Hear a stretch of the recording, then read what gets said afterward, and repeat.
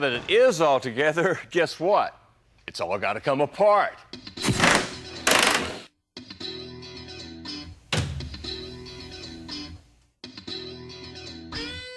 We take the body all apart where you can paint all the door jambs and all the jambs on the car and everything.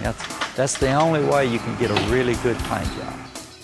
Getting a show car quality paint job takes hours of blocking. First with heavy grit sandpaper, followed by lighter grit. A crosshatch pattern gets you the best, most even results. After applying primer, the surface may look smooth, but Guide Coat reveals highs and lows that must be removed by yet more blocking and priming. Finally, the fiberglass pieces can be cleaned and tacked, while John Bohannon mixes the paint.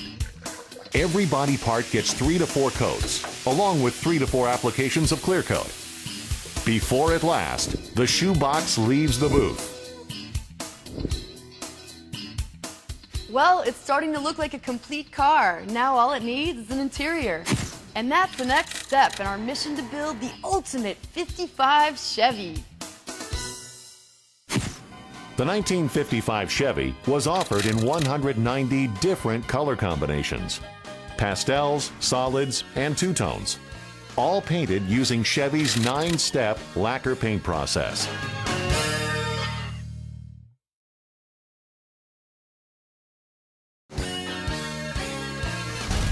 And now back to Courtney Hanson and this week's Great Build. Welcome back to Great Builds and our idea of what a modern 55 Chevy hot rod ought to look like and run like. Bobby, I got to tell you, I've always wanted to meet you. I love your work, but I got to ask you a question. Is it true that you spec out the wheel and tire combinations of your projects and then build the rest of the car around that? Absolutely. In our shop, that's the first thing we do is choose the wheel and tire that we're wanting to use on the car to achieve the rake that we need and the stance on the car.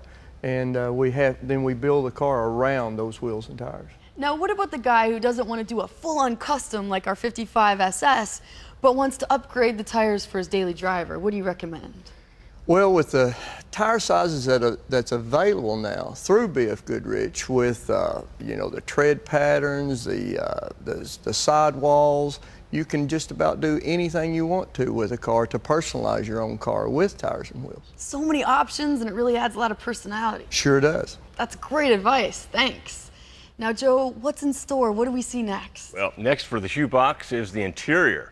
We took the freshly painted body down to another craftsman, in fact, a friend of yours, who used his creativity and some leather to stitch together a show quality interior. Now, bear in mind, this was the first body shell out of the mold, so we encountered a little glitch that set us back a little bit, but I'm sure you'll attest to this, Bobby. That kind of thing's to be expected with a prototype. You've seen plenty of Paul Atkins' work if you've seen any car or truck magazines in recent years. His art has graced the covers of many. He's also the winner of the coveted Riddler Award, which only goes to the best in his business. You don't put the same interior in every car because every car has got a personality of its own and a style of its own, and you got to do the interior to match the car. We've always said around here the best part's seeing them leave on the trailer, but now it is when you're done and it's really you're looking at what you've accomplished and what's turned out really good. This car also needs some wood put in the headliner so the headliner would have something to attach to. Garnish moldings, they need to be checked and seen if they're going to fit the car or not. We're going to put these in place. They fit pretty good. They need a little clearance under the bottom, but all in all, pretty good. Okay, we're back a few days later, and now the shoebox is pretty well prepped and ready for this interior decorating deal. First order of business, door panels.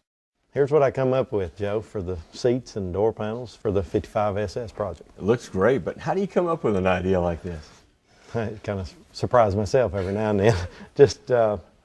I sit and draw until I come up with something I think suits the car. Every car needs something different. Paul first transfers his vision onto the door panel's cardboard backing. Then his talented team can go to work in a whirlwind of cutting, gluing, laying down foam, and more of the above as the panels begin to take shape. It's an arduous process before you can finally cut the Recaro leather and sew it to create the design. To make the panel's armrest, Paul starts with a block of wood, which is cut to shape, sanded, backed with cardboard, covered with foam, and then the soft brown leather.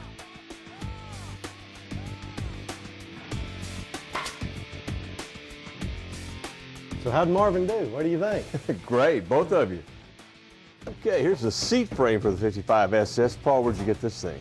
ISS from Fort Worth, Texas furnished these. Okay, sometimes you do these from scratch, but we don't need to this time now. It comes with foam, but I got a feeling you probably tweaked on this a little bit, didn't you? We just done some minor changes to it, but all in all, it works pretty good. We rounded these just a little more. Okay. They were square before, so we brought them in and sloped this off a little bit. So just to change it up. Creating seats that make a statement while making the rider comfortable is a painstaking process too. A lot of sewing, test fitting, and more sewing until the fit is perfect and the material can be glued together. Wow, talk about riding in style. Well, I got to tell you something. I'm a little bit frustrated. You see, several weeks have passed. The interior's not finished. It's not even at the interior shop. It's back here at Bohannon's, and let's go in and find out what's up. Well, we ran into a little problem.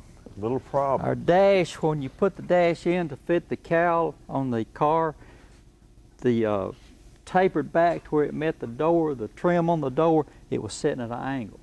And what I had to do, I had to raise the front of the dash up to where it would be parallel back here. So I've had to add this much to the dash. That's a lot. So it fits the contour of the windshield here, and then it comes down and runs parallel with the trim molding on the doors. You happy with this? I'm happy with these. All right, yes. good. Okay, here's some good news. The 55's exterior gets finished today thanks to some reproduction parts from classic Chevy. Check this out. These 5 shiny pieces go together to make a front bumper. I can't wait to see what a difference this is going to make.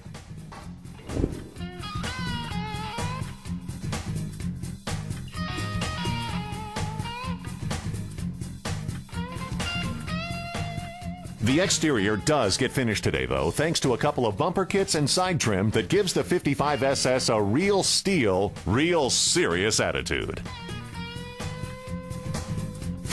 Joe, let's let the viewers get a good look at this killer interior up close. Okay, let's take a peek. It's really a work of art inside. Paul did a great job with the panels, the seats, and, well, everything else you see in the cockpit. It's classy, it's comfortable, and all done up in soft Italian leather. I think it really makes the car. I'm loving it too. The paint is gorgeous, the interior's just right. Now all we have to do is fire it up. Well, don't go away, we're almost there. Chevy marketed the 3,200-pound 55 as a nimble, easy-to-turn car with a tight, best-of-class 38-foot turning radius.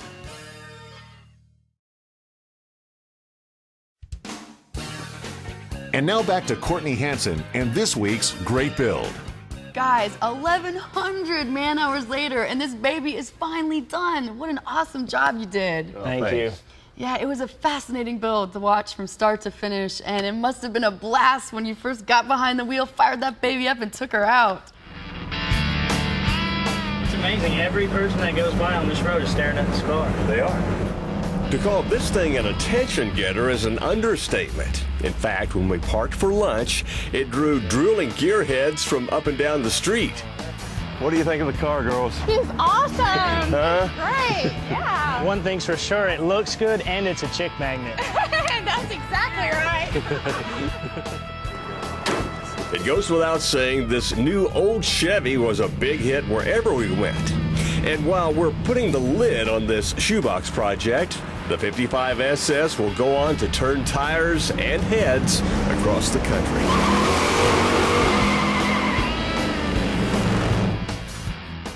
Typical guys, for their first shakedown cruise, they take the car to Hooters. He was driving. Hey, you enjoyed it. Come on. Well, regardless, it's an unbelievable car, you guys. Congratulations. How did it feel on the road? Well, it really felt like an oversized Corvette. Now, it's close to weighing the same as an original steel car, but with the big block, it makes it feel weightless. Now, it's got a stiff chassis, and the braking and handling are phenomenal. What kind of numbers are we talking? Well,